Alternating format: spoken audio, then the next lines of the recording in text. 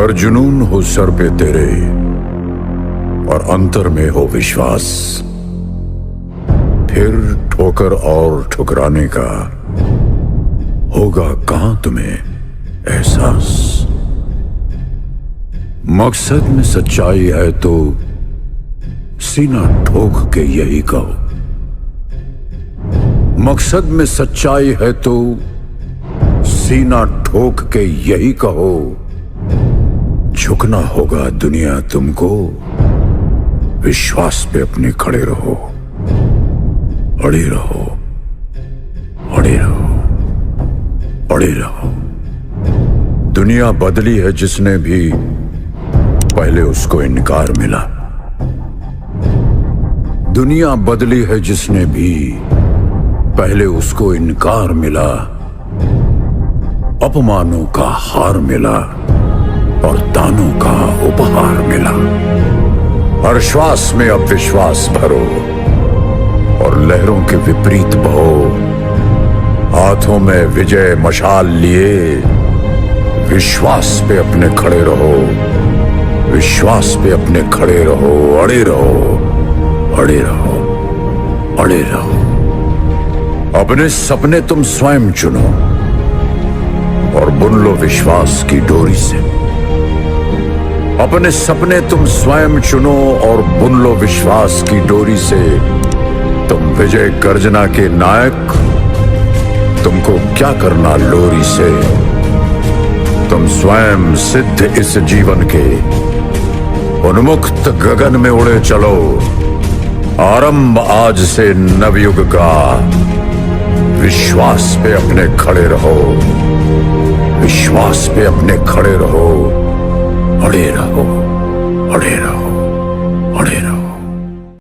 को एक गुरु शिष्य की परंपरा जो होती है और जो निष्ठा होती है, वो कोई आपसे प्रेरणा ले सकता है कि कुछ आप गुरुदेव को हर साल पत्र के रूप में या पूरे साल भर का ब्यौरा देते हैं। गुरुदेव का सूक्ष्म शरीर ही रह गया, स्थूल शरीर तो नहीं रहा। जी। तो इस विषय में कुछ जिज्ञासा है, हम जानना चाहते हैं आपके शब्दों में। गुरुवर पूज्यवर आचार्य श्री राम शर्मा जी से हमारी पहली भेंट अगस्त 1988 में हुई थी। जुड़ तो हम 85 में गए थे। जी। दर्शन हुए थे। एक अचानक कौंधा है, एक पुरानी याद, स्मृति। लखनऊ गायत्री परिवार के वरिष्ठ स्वजनों जिनसे हमने सीखा है, श्रीमान ईश्वर शरण तिवारी जी, श्री लक्ष्मीकांत दत्त पांडे जी, उन सबको मैं याद करता हूँ, श्री सुशील तिवारी जी। ये वरिष्ठ गण बताते थे गुरु जी की आंखों में तेज बहुत है। तो जब हम पहली बार वहां पहुंचे, मैंने सोचा गुरुदेव की आंखें देखूंगा। अब उस समय ये नहीं मालूम, बड़े लोग ज्यादा देर आंख नहीं मिलाते, क्योंकि आंख मिलाने से तो पावर ट्रांसफर हो जाती है अगर भावों से आदमी मिलाए। तो गुरुदेव के पास जब हम पहुंचे, ऊपर चढ़कर अखंड दीप दर्शन, चरण पादुका प्रणाम, अखंड दीप दर्शन करके जैसे दाहिने मुड़े वंदनीय माता जी के कक्ष में, तो गुरु माता जी पालथी लगाए बैठी थी। गुरुवर एक पैर नीचे, पैर लटकाए, एक पैर पर दूसरा पैर रखे बैठे थे। वही मैं ध्यान करता हूँ नित्य प्रति, वही हमारे छवि बसी है। तो जैसे ही कक्ष में निगाह पड़ती है तो गुरु जी मेरी आंखों में आंखें डाले। मतलब गुरु जी की आंखें हमने सीधे देखी। मतलब आपकी इच्छा जो थी, इच्छा थी कि आंखें, हाँ, कहा था बड़ी उनकी आंखों में तेज है और ज्यादा देर कोई देख ले तो आंखों में नुकसान पहुंच सकता है, ये तक कहा था बड़े लोगों ने। तो गुरुदेव आंख में आंख डाले रहे। आगे लाइन चल रही है धीरे धीरे, और वंदनीय माता जी के पास पहुंचने तक मैं गुरु जी की आंख में आंख डाले रहा, वो हमारी आंख में आंख डाले रहे। माता जी के पास जब प्रणाम करने झुके तो निगाह हटी, उनको प्रणाम किया, फिर गुरु जी को प्रणाम किया। फिर उधर निकासी थी, निकाला जा रहा था।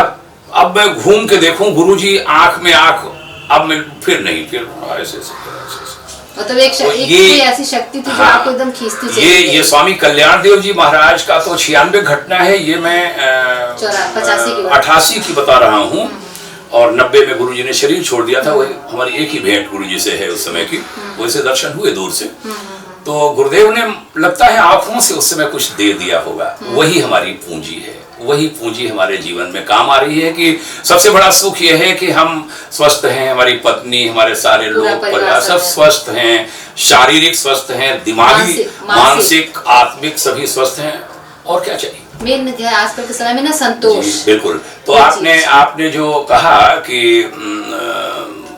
पत्र लिखने वाली बात, तो जब 2012 में कुछ विवश होकर हमें देव संस्कृति विश्वविद्यालय छोड़ना पड़ा, मैं तो संकल्पित होके वहीं गया था उसी के लिए। स्थूल शरीर छोड़ना पड़ा, लेकिन मन से तो आप वहीं भी जुड़े थे, गुरुदेव तो आज भी वहां हम उसके बिना जीवित नहीं रह सकते। जिस दिन हम गुरु जी से अलग अपने आप को समझेंगे, मेरा शरीर अंत हो जाएगा, मैं गुरु जी के बिना रह नहीं सकता। मैं उनके साथ हूँ, पल पल वो हमारे साथ हैं। तो 20 फरवरी 2012 को जब हम शांति कुंज में अंतिम बार प्रणाम करने गए अखंड दीप के पास, तो अखंड दीप गुरु जी के हाथों जलाया हुआ था। 1926 की बसंत पंचमी, 1926 के बसंत पर्व, तब से जल रहा है दीपक। और उस अखंड दीप के सामने जब हम खड़े हुए तो हमें लगा जैसे गुरुवर सामने है, मैं उनसे बातें कर रहा हूँ। तो हमने कहा था, गुरुवर मैं हर साल आज के दिन माने 20 फरवरी को, तो उसको मैंने 21 को प्रभात निकेतन ज्वाइन किया था, तो 21 फरवरी हमने डेट रखी, उस दिन मैं आपको वार्षिक प्रगति रिपोर्ट आपको भेजा करूंगा। तो जो आपने जिक्र किया, कहीं शायद हमारे मुख से ही निकला होगा, जो चर्चा में आपने वो सवाल कर लिया। तो ये 10वां साल है, मुझे एक दशक हो गया है। फरवरी महीना है, आज तो 24 है, अभी 2 दिन पहले 21 तारीख को पत्र हमारा पहुंचा, और कोई व्यक्ति हमारा पहुंचाता है चरण पादुका पर। 22 तारीख को रखा गया वहां हरिद्वार गायत्री परिवार के भाई के हाथों भिजवाया था, यहाँ से डाक से भेज देते हैं, और वो दिन के दिन गुरु जी के चरणों पर पहुंचा। डाक अब किसी एक दिन लेट हो गई तो 22 को पहुंचा। हम अपनी बात कह लेते हैं, वहां कौन उसे पढ़ता होगा, क्या करते होंगे, लेकिन एक शिष्य और गुरु का संवाद है, तो लगभग 3 पेज का पत्र हो जाता है हर साल। उसमें पूरे वर्ष की अपनी कथा गाथा व्यथा जो कहें, मतलब अपने जीवन का पूरा जो है गुरुदेव को समर्पित, बस व्यथा हम कह नहीं पाते गुरु से। गुरुदेव से हम नकारात्मक बात कभी नहीं कहते, और सब अपनी प्रगति भेजते हैं। तो वो 10 पत्र, उसमें मेरा संकल्प है, जब तक मेरा जीवन है तब तक 21 फरवरी को मैं अपने गुरुवर की सूक्ष्म सत्ता के नाम पत्र लिखकर अखंड दीप के पास चरण पादुका पर पहुंचवाता रहूंगा।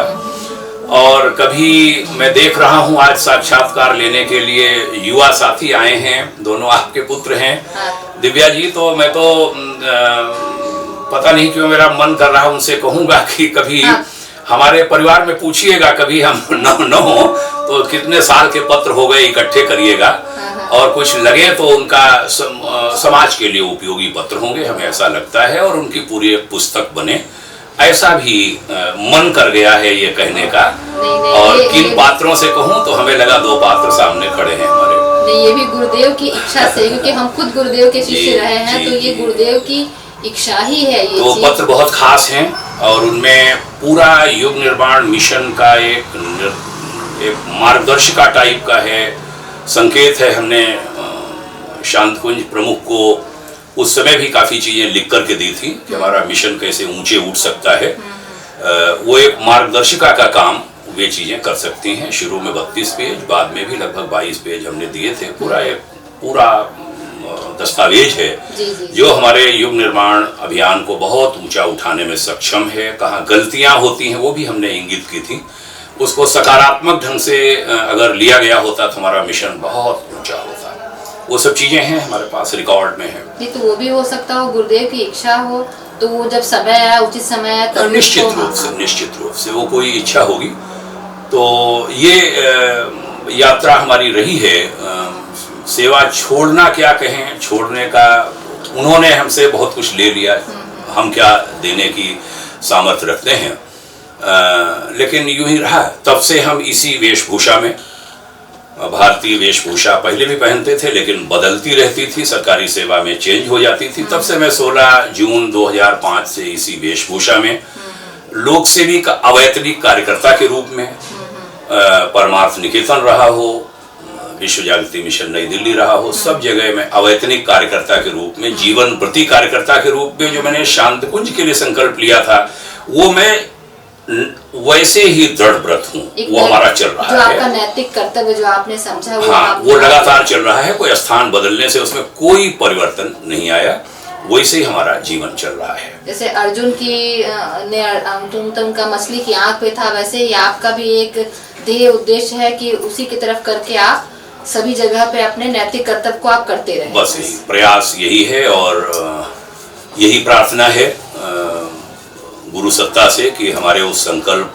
को कहीं पर भी विखंडित न होने दें, यही प्रार्थना। और जो आजकल के नवयुवक युवतियां हैं, जो समय चल रहा है, उन लोगों के लिए आप क्या कहना चाहेंगे? अपने शब्दों में कुछ बताइए, ताकि देखिए आप प्रेरणा स्रोत के रूप में एक उभर रहे हैं। आप हमारा जो ये मानना हम महसूस कर रहे हैं, जी जी, तो आपकी वाणी बिल्कुल कहते हैं ना सरस्वती का वास हो, तो इस विषय में आप क्या बच्चों के लिए क्या संदेश कहना चाहेंगे? बिल्कुल, नई पीढ़ी से इस राष्ट्र को बहुत उम्मीदें हैं। समय बड़ी तेजी से बदल रहा है। भारतवर्ष का जो कहा जाता है विश्व गुरु बनेगा, और वो सब कपोल कल्पनाएं नहीं हैं, वो सब यथार्थ में होने वाला है। एक चूंकि गुरुदेव का शिष्य हूं तो उन्हीं की कही बात को यहाँ पर कोट करूंगा। महाकाल और युग प्रत्यावर्तन प्रक्रिया नाम की एक पुस्तक में गुरुदेव लिखते हैं कि हमने जिस युग परिवर्तन की बात कही है उसका आधार अध्यात्म है, और अध्यात्म की देवभूमि चूंकि भारत भूमि है, इसलिए भारतवर्ष की भूमिका भावी जो विश्व का निर्माण होने जा रहा है उसमें बहुत खास बनने जा रही है। और उस काम को करने के लिए भारी संख्या में युवा शक्ति की आवश्यकता पड़ेगी। युवा शक्ति कैसे धरती पर आएगी? असामान्य खास आत्माएं, उसके लिए बोले हम वातावरण को गर्म कर रहे हैं और अनेक शुभ कोखों से, सक्षम कोखों से ऐसी संतानों के जन्म होंगे। जो चरित्र उनका अच्छा हो। हाँ, और अनेकों के जन्म हो चुके हैं, अनेकों के होने वाले हैं। बड़ी सुंदर उसका वर्णन गुरुदेव ने किया है। और शायद हम सब और हमारे बाद की जो नई पीढ़ी है वो गुरुदेव की उसी परंपरा के प्रक्रिया के हिस्से हैं और उनके हाथों बड़े काम होंगे। ये भी कहा था कि दुनिया भर में विभिन्न युगों में, शताब्दियों दशकों की बात नहीं कही, विभिन्न युगों में जन्मी वे सारी आत्माएं भारत भूमि पर पुनः जन्म लेने जा रही हैं, जिनका अपने काल में विभिन्न प्रकार की परिस्थितियों पर नियंत्रण पाने में खास योगदान था। वो परिस्थितियां चाहे राजनीतिक हों, सांस्कृतिक हों, आध्यात्मिक हों, सामाजिक हों, आदि आदि, सर्वांगीण विकास, सभी प्रकार की जो समस्याएं हैं उन पर जिन्होंने उनको ठीक किया था अपने युग में, ऐसे महापुरुषों की आत्माएं भारत भूमि पर पुनः जन्म लेने जा रही हैं। और वे जन्म लेंगी और अपने समय पर वे अपना पूरी भूमिका अदा करेंगी और वो काम करेंगे। युग परिवर्तन का काम भारत भूमि पर सक्षम माताओं की कोखों से जन्मे बच्चों के जरिए होगा। और वो दुनिया भर में हमारी भारतीय संस्कृति का परचम लहराते हुए और काम करेंगे। ये भी कहा था कि मैं, माने अपने लिए उन्होंने कहा, हम और हमारे साथ हिमालय के सारे ऋषि ऐसी आत्माओं को, आत्मा माने जो शरीर धर के आएंगे भारत भूमि में, उनको सबको पीछे से शक्ति दे रहे होंगे, सबको उनको ताकत देंगे। वो तो बड़े बदलाव होंगे। जो वर्तमान में राजनीतिक परिदृश्य दिख रहा है, विभिन्न क्षेत्रों में अच्छी अच्छी विभूतियां आ रही हैं, बड़े परिवर्तन हो रहे हैं। माने नरेंद्र मोदी जी से बड़ी अपेक्षाएं की जाती हैं। इसके भी आगे ढेरों मोदी आएंगे, ढेरों लोग आएंगे, उनके जरिए बहुत बड़े बड़े काम होंगे। मतलब एक शुरुआत हो गई है कि अब जो गुरुदेव का था कि युग परिवर्तन की बेला आ रही है, बिल्कुल वो बिल्कुल एकदम शुरुआत हो गई है, बिल्कुल। और वह काम उन्होंने ये 21वीं सदी को उज्जवल भविष्य कहा है। 21वीं सदी के 22वें वर्ष में हम चल रहे हैं।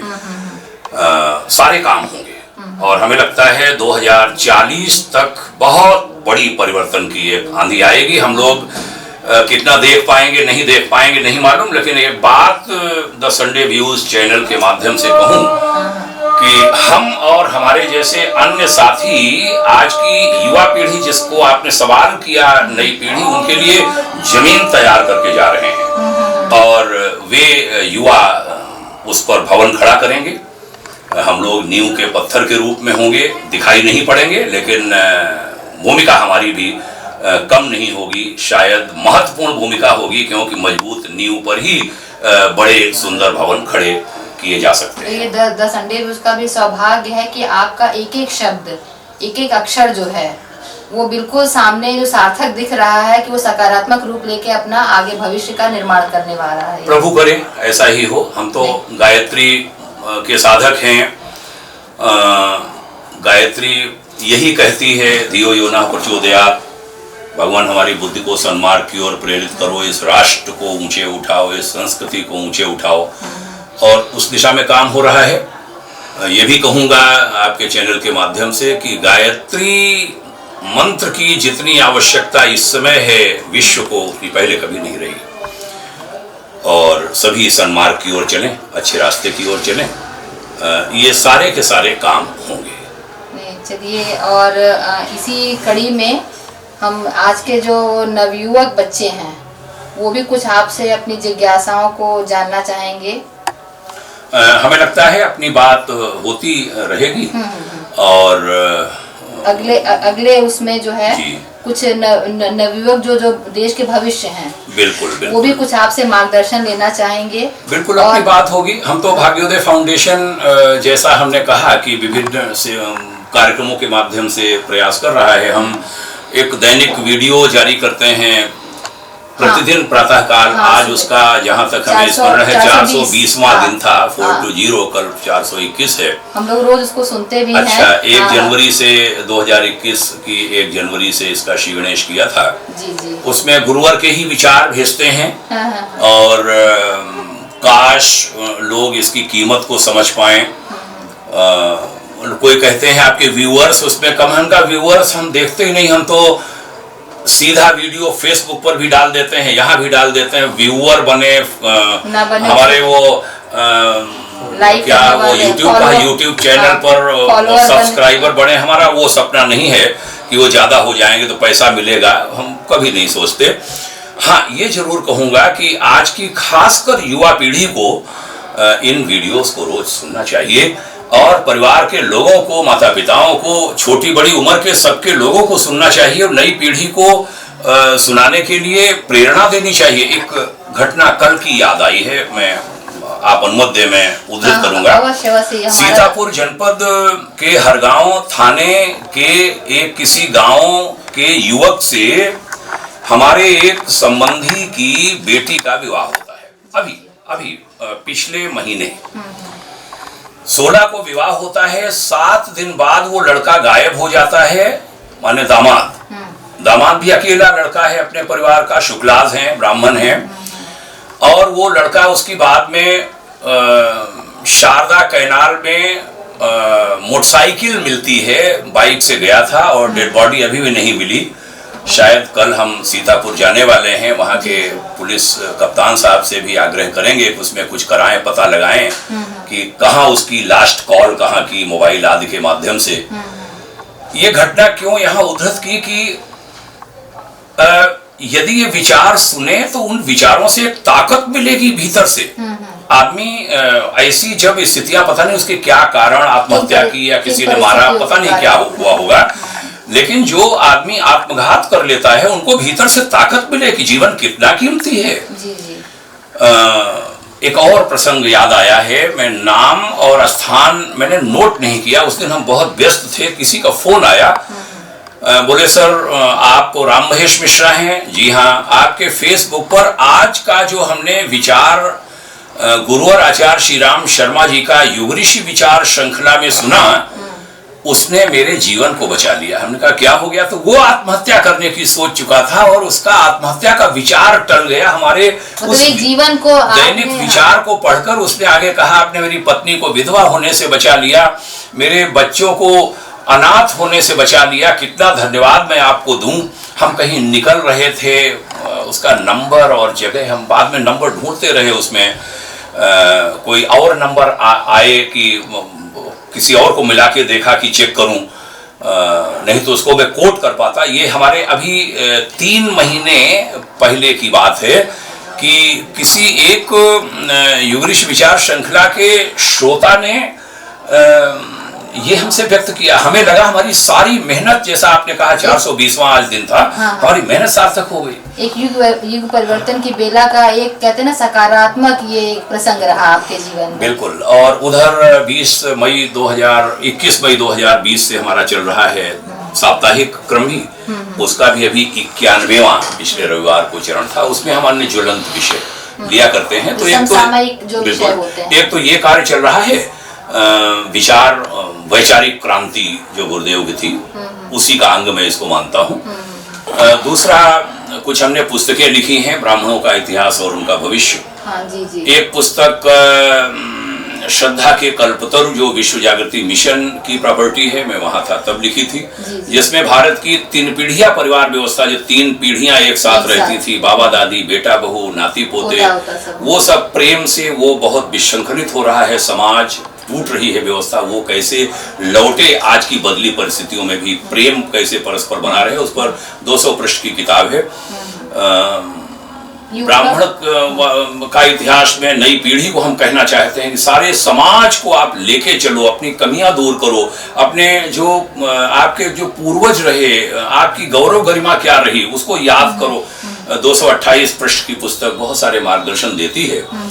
और फिर सारे समाज को लेकर के चलो, क्योंकि ब्राह्मण की भूमिका बहुत ऊंची रही है, सारे समाज का मार्गदर्शन करता है वो। मैं तो कहूँगा आज चाणक्य की बहुत आवश्यकता है पूरे राष्ट्र, हमारी संस्कृति को दिशा देने के लिए। मैं तो सोचता हूँ चाणक्य एक नहीं पैदा हो पा रहा है, चाणक्य परिषद बने 24 लोगों की, और उसमें कोई ब्राह्मण जैसी बात नहीं होगी, सारे समाज के जो अच्छे लोग हैं उनकी एक टीम बने और वो मार्गदर्शन करे आज की सरकारों का, उद्योगों को, व्यापार जगत को, खेती को, पर्यावरण को, शिक्षा को, स्वास्थ्य को, इनको उनको सबको गाइड करे। ऐसी एक परिषद भी बने। भाग्योदय फाउंडेशन उस दिशा में भी प्रयत्नशील है। जो लोग भ्रमित हो रहे हैं उनको सही दिशा दे, यहाँ तक कि सरकारों को दिशा देने की आवश्यकता है। वो तो जरूरी है आजकल के समय में। तो हम युवाओं से यही कहेंगे कि हमारे युवा, ये समय बदल रहा है, उन्हें अपने आप को उसके लिए तैयार करना पड़ेगा। एक गांव कैसा हो, नशा मुक्त, मुकदमा मुक्त, शिक्षा गांव की ठीक हो, स्वास्थ्य ठीक हो, सब एक दूसरे से प्रेम करते हों। एक घटना कहूंगा, भारत सरकार में सचिव रहे डॉक्टर कमल टावरी, जो मुख्य सलाहकार हैं भाग्योदय फाउंडेशन के। जी। एक बार जब वो एडिशनल होम सेक्रेटरी थे गवर्नमेंट ऑफ इंडिया में, हमने एक कार्यक्रम में उन्हें गोंडा बुलाया, हमारे आग्रह पर आए। उन्होंने कहा कि व्यक्तिगत यात्रा रहेगी, सरकारी नहीं, तो प्रशासन को भी सूचित नहीं किया गया। कार्यक्रम के बाद उन्होंने हमसे पूछ लिया, जहां भोजन हो रहा था, हाकिम लोग कौन है, तो हमने कमिश्नर का नंबर हमारे पास था, कमिश्नर को सूचना दी देवी पाटन मंडल के। तो कमिश्नर साहब तुरंत 5 मिनट में वहीं आए जहां वो, अरे बोले हमें मालूम नहीं वो साहब आए हैं। तो उन्होंने एसपी वगैरह को भी बुला लिया, एसएसपी को। तो ऐसे उन्होंने पूछ लिया था कि कोई गांव ऐसा है जो जिसमें मुकदमा न चल, आजादी के 50 साल बाद कोई मुकदमा न हुआ हो। तो कमिश्नर और एसएसपी दोनों एक साथ बोले कि ऐसा इस समय संभव है, वो भी पूर्वी उत्तर प्रदेश में इस समय इतने झगड़े हो रहे हैं। तो उन्होंने कहा आपने मालूम किया? बोले मालूम तो नहीं किया। बोले क्यों? फिर ऐसे कैसे कह सकते हैं, कितनी देर मालूम कर सकते हो? तो जब तक कमिश्नर साहब अपने घर ले गए, आयुक्त आवास पर भोजन पानी आदि हुआ और नाश्ता वगैरह हुआ, चाय हुई, तब तक उन्होंने स्टेनो को मेरे मोबाइल से ही कहा था, हमें याद है एसएसपी साहब अपना मोबाइल भूल आए थे। तो स्टेनो को उन्होंने नंबर अपना कहा है बिला दो, वो कहा कि आधे घंटे में सभी थानों से पूछो कोई ऐसा गांव है। तो जब चाय पी रहे थे आयुक्त आवास पर, तो 3 गांव गोंडा जिले के निकले, जिसमें 1947 के बाद से उस समय तक, उस समय शायद 50 या 52 साल हुए थे आजादी के, उस समय तक कोई मुकदमा नहीं था। तब वो भारत सरकार के टावरी साहब ने कमिश्नर से कहा क्यों सुधाकर सिंह जी और माहेश्वरी जी एसएसपी थे कि क्या ऐसे गांवों का सम्मान नहीं किया जाना चाहिए। सही में उदाहरण है, मतलब आगे तो ऐसे काम भी भाग्योदय फाउंडेशन प्रयास कर रहा है, ऐसे गांव बने। तो ऐसे विभिन्न काम आगे भी अपने लोग बात करते रहेंगे और विभिन्न सेवा कार्य ले रहे हैं। हम लोग योग प्रशिक्षण कार्यक्रमों के माध्यम से जो शासकीय प्रशिक्षण केंद्र हैं, चाहे वो बीडीओस के हों, पंचायत अधिकारियों के हों, ग्राम विकास अधिकारियों के हों, पुलिस के ट्रेनिंग सेंटर हों, सब में भी प्रयास हम कर रहे हैं कि वहाँ योग शिविरों के माध्यम से हम स्वस्थ शरीर, स्वच्छ मन, सभ्य समाज, उसकी बातें कह सकें, और वह भी हमारा काम चल पड़ा है। कुछ संस्थाएं भी साथ हम काम कर रही हैं। इस गृह मंदिर का नामकरण प्रज्ञा कुंज किया गया था। प्रज्ञा कुंज का यह ऊर्जा कक्ष है, हमने इसका नाम ऊर्जा कक्ष उस समय रखा था, गुरुदेव का कक्ष। इसमें अभी जब हम लखनऊ से पूरे चले गए रहने, कुछ किराए पर था, कुछ परिवार के लोग और रहते थे, तो एक पलंग डाला था, नहीं तो इसमें सोया कभी कोई नहीं, अभी गुरु जी का पलंग है। तो दैनिक यज्ञ यहाँ होता रहा है, अब नहीं हो पाता। गायत्री मंत्र जप भारी संख्या में यहाँ हुआ है, गुरुदेव का स्थान है। परमार्थ निकेतन में हम रहे, वहाँ के संस्थापक पूज्यवर शुभदेवानंद सरस्वती जी महाराज विराजे हैं, श्रद्धेय सुधांशु जी महाराज भी विराजे हैं। जहाँ हम रहे, हमने सबको सम्मान देने की कोशिश की है। देश की बहुत सारी हर वर्ग की हस्तियां आ चुकी हैं। लखनऊ के भी मेयर, आईजी, डीआईजी साहब, डीजीपी रहे सुरखान सिंह साहब जैसे लोग, वो भी सब यहाँ आए हैं। श्री शैलजाकांत मिश्रा जी उस समय आईजी होते थे। अन्य भी यहाँ के नगर आयुक्त श्री प्रकाश सिंह, आरएन सिंह एडीजी जैसे बहुत सारे लोग, ये छोटी सी जगह पर हम लोग मीटिंग कर लेते थे जब गायत्री परिवार के जरिए सब काम करते थे हम। तो ये घर नहीं, ये कंप्लीट आप समझिए प्रज्ञापीठ है बड़ी सी। और शांति कुंज के बड़े सेंटर के रूप में यहाँ हमारे पास 10 बिस्तर होते, 10 रजाई, 10 गद्दे, 10 तकिया, 10 चादरें। हमारी अम्मा का ये तखत है, अम्मा के द्वारा खरीदा हुआ, और अम्मा की उपस्थिति का एहसास होता है। अभी हमारे समधी साहब यहाँ रहते थे, ईश्वरनाथ मिश्र जी, उन्होंने इसको रंगवा कर पुराना सब था, लेकिन मजबूत बहुत है। तो अम्मा यहाँ बैठती, लोग आते, गायत्री परिवार के लोग यहाँ 11, 12, 1, 2 बजे भी रात आ गए। अम्मा ने बुलाकर के ऊपर एक जाजम रहती बड़ी सी, अगर 10-20 लोग आ जाएं तो गर्मियों में बिछा दो, एक जाजम दरी बड़ी सी, और बड़ी सी जाजम ऊपर से, जाजम माने वो कलर वाला पूरा, उसी पर बिस्तर लग जाते हैं। जब हम शांति कुंज गए 15 जून 2005 को, तब रजाई गद्दे सब लोगों को बांट दिए थे हमने। ऊपर लाउड स्पीकर माइक चलता, सवेरे 5 बजे बजता, लोग घड़ी मिलाते कि 5 बज गया। मतलब आपने पूरा शांति कुंज की एक छोटी सी रूपरेखा यहाँ पे स्थापित कर घर पर जी। तो ऐसे ही सब चला, तो छोटा सा जीवन। तो आपको खूब संडे व्यूज यहाँ आया है, बड़ा हर्षित हूँ। गुरुदेव हर मंजिल पर विराजे हैं। गुरुदेव का आशीर्वाद एक और भी दिखाने का मन है। ये हमने उत्तराखंड में सेवा के दौरान लिखा था, जी जी, शायद विवश होकर, कि मैं कोई सिद्धांत से समझौता नहीं करना चाहता था। और हमें तब भी लोग कहते थे, आज भी शायद कहते हैं कि नहीं, सफल होना है तो सिद्धांत से तो समझौता कहीं न कहीं करना ही होता है। आप समझौता कहीं करते तो शायद राजनीति में बड़े पोजीशन में कहीं होते। उनका मुझे कुछ स्वीकार नहीं है, मैंने लिख दिया था संघर्षों में कटता है तो कट जाए ये सारा जीवन, पर अनुचित समझौते करना है किंचित स्वीकार न मुझको। ये मैंने बोर्ड ऋषिकेश में अपने ऑफिस में टांगा था, तब से हमारे साथ घूम रहा था। हमारा परिवर्तन हुआ, दिल्ली गए, वहां तो ऑफिस में टांग दिया था बकायदा, सब देखें। दिल्ली में नहीं लगाना पड़ा, फिर इसको हम यहाँ ले आए। ये चूंकि हमारा अपना घर है, मैंने सोचा ये नई पीढ़ी को संदेश जाए। नहीं, और इसका प्रत्यक्ष उदाहरण आप सामने खड़े हैं। मतलब जो आपने शब्द लिखे हैं, एक एक शब्द बोलते हुए हैं, और जिसका कि प्रत्यक्ष उदाहरण हम सबके लिए आप सामने खड़े हैं, और एक प्रेरणा स्रोत आप, अब कहते हैं ना सरस्वती का वास होता है, तो यही हम कहेंगे कि आप प्रेरणा स्रोत बन के और हम लोग को आशीर्वाद देते रहें। बस धरती माँ काम कराती रहे, शरीर स्वस्थ रहे। एक बात द संडे व्यूज के माध्यम से देश से कहना चाहता हूँ।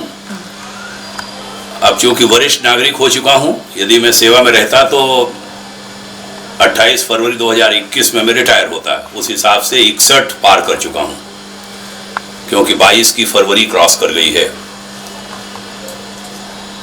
तो जब कोई कभी कुछ कहता है, कोई अपेक्षा, भगवान से प्रार्थना, तो मैं कहता हूँ डॉक्टर APJ अब्दुल कलाम की तरह हमें जिंदगी देना। जब कभी बुलाना तो ऑन ड्यूटी बुलाना। डॉक्टर कलाम का ऑन ड्यूटी जाना मुझे इतना अच्छा लगा था। मंच पर बोलते हुए, बातें करते हुए, यूथ सामने बैठे हुए हैं, और वहां वो गिरते हैं, और वास्तव में उनका निधन वही मंच पर हो चुका था। बाद में पूर्व राष्ट्रपति होने के कारण फॉर्मेलिटीज थी कि हॉस्पिटल ले जाना और ये सब, लेकिन आप तो 24 घंटे ऑन ड्यूटी रहते हैं। तो हम ऑन ड्यूटी ही जब जाएं, कोई पलंग पर भगवान न लिटावें। अगर ऐसा कभी हुआ तो नए बच्चे लोग देखेंगे तो कि शायद एक सफलता में सफल आदमी अपने को कहूँगा, कि पलंग पर न पड़ा रहना पड़े और ऑन ड्यूटी जाऊं कलाम की तरह। ये मेरी अंतिम अभिलाषा है। नहीं, ये अंतिम ने प्रथम ये कही इसको, है ना। मतलब और आप, हमको तो लगता है शरीर और मन से आप हमेशा ऑन ड्यूटी रहते हैं। जब तक आप जागते रहते हैं, आँख खुली रहती है, तो शरीर से रहते हैं, और उसके बाद आपका मन से ऑन ड्यूटी हमेशा। जो हमने आपको देखा, समझा, पाया, तो ये हमारे अपने विचार हैं। और इस धरती पे कोई आया है तो उद्देश्य के संग ही जन्म लिया है, बस। और जब तक उद्देश्य है तब तक ऑन ड्यूटी रहना। ऑन ड्यूटी, बस। जब उद्देश्य पूरा। इन दिनों मैं नेताजी सुभाष को पढ़ रहा हूँ। नेताजी सुभाष चित्र में जीवनी, उनका जीवन कैसे था, कैसी स्थितियां थी, और भी साहित्य है उनको बहुत हमने पढ़ने का प्रयास किया है। तो कहते हैं ना कि जिंदगी छोटी पड़ जाएगी अगर हर एक चीज का आप अनुभव करना चाहेंगे। भाई है, तो किताबें ही वो अनुभव दिलाती है। भाई है। वो तो कहते थे कि गुरुदेव कहते थे कि पुस्तकें एक जीवंत देव प्रतिमा की भांति होती हैं। उनका संसर्ग करने से तत्काल उल्लास और प्रकाश मिलता है। तो नई पीढ़ी से मैं देश की कहूँगा और दुनिया की नई पीढ़ी से कहूँगा कि सत्संग करो हमेशा।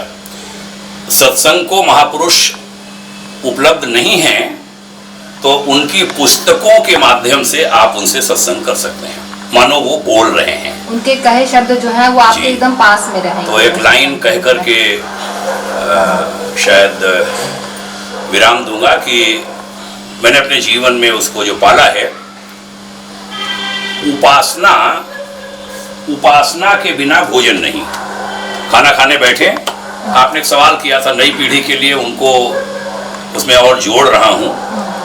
जब भोजन करने बैठे तो सोचें कि मैंने उपासना माने भगवान को याद किया कि नहीं, बैठा हूं कि नहीं, भेजने वाले को याद किया कि नहीं। उपासना के लिए के बिना भोजन नहीं, और स्वाध्याय के बिना शयन नहीं। सोने जाएं तो सोचें आज मैंने कुछ नया पढ़ा कि नहीं पढ़ा, कोई नए विचार मैंने आत्मसात किए कि नहीं किए। कुछ पढ़कर के 1-2 पैराग्राफ तभी आप सोएं। तो उपासना के बिना भोजन नहीं, स्वाध्याय के बिना शयन नहीं, ये कर लें। और 2 साधनाएं कहूंगा कि उठते ही आत्मबोध साधना कि भगवान नया जीवन दे दिया आपने।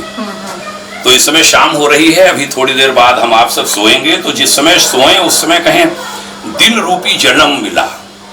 तो रोज सवेरे जगे, शाम को मृत्यु तत्व बोध की साधना कि अब तो मैं मृत्यु की गोद में जा रहा हूं। रोज जन्म और रोज मृत्यु की गोद में, ये अभ्यास जिसने कर लिया, इसके बारे में मुझे मौत से डर नहीं लगता। कल अवसर मिला तो और ऊंचा जाएगा। हाँ, और उस पर कोई बात, आदमी डरता है फला नाराज हो जाएंगे, वो मार देगा, वो जेल भिजवा देगा, वो फला। तो मैं इन डरों के ऊपर रह करके काम करता हूँ। जब आए तो एक ना एक दिन जाना है, और कोई जो वो तय है उसका, वो कोई ले जाने वाला नहीं। इसके हमारे आध्यात्मिक व्यक्ति का की पहली निशानी है निडरता। भारत, जब भारत का नाम दिमाग में आता है तो अपने आप कहीं ना कहीं आध्यात्म, धर्म, संस्कृति याद आती है। आज आपने देखा हमारे साथ मौजूद थे श्री राम महेश मिश्र जी, जो अपने आप में ये आध्यात्म, समाज सेवा की एक जीती जागती मिसाल है। अपना सब कुछ न्यौछावर करके बिना किसी सिद्धांत से समझौता किए इन्होंने एक बदलाव लाने की ठानी है। मुझे पूर्ण विश्वास है कि वो बदलाव आएगा। आज इसी बात के संग विराम लगाना चाहूँगा कि श्री राम महेश मिश्र जी के साथ द संडे व्यूज और पूरा भारत इस मिशन पर आगे बढ़ेगा और एक ना एक दिन जरूर ये युवा शक्ति भारत को विश्व गुरु बनाएगी। The Sunday views India express news से अक्षत श्रीवास्तव एवं दिव्या श्री, कैमरामैन वैभव पांडे के साथ लखनऊ।